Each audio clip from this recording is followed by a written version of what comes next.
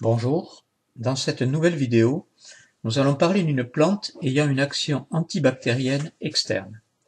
Les noms de cette plante sont Borreria verticillata, en wolof on l'appelle le mola ou saanet, en bambara somsom, en peum samtad. C'est un petit arbrisseau vivace de 1 mètre de hauteur. Sa forme est herbacée avec de nombreuses ramifications. La tige a une succession de nœuds d'où partent les feuilles.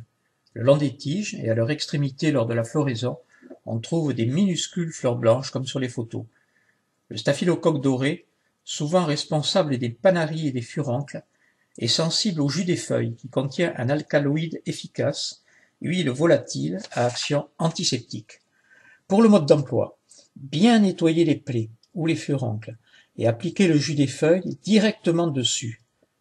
À faire 3 fois par jour. Cette nouvelle plante, bien connue des Africains et des Sénégalais, s'appelle le karité. Elle s'appelle aussi carré en peul. Le beurre de karité se trouve très facilement dans les marchés, déjà préparé sous forme de boules ou de plaques. Pour préparer le beurre, il faut enlever la pulpe du fruit en la faisant fermenter et en le lavant. Ensuite, il faut pilonner l'amande obtenue pour la réduire en pâte. On obtient une masse à jeter dans de l'eau bouillante. Lorsque l'eau refroidit, on peut alors la recueillir car la graisse flotte sur l'eau. La partie qui nous intéresse aujourd'hui dans le beurre de karité contient des alcools et stérols qui ont une action anti-inflammatoire et décongestionnante. Le beurre de karité diminue l'action des rhinites sans irritation.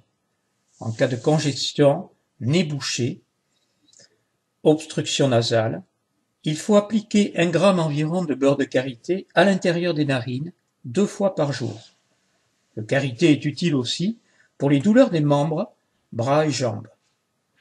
Vous frottez sans appuyer les parties douloureuses avec du beurre de karité en renouvelant l'action toutes les 6 heures.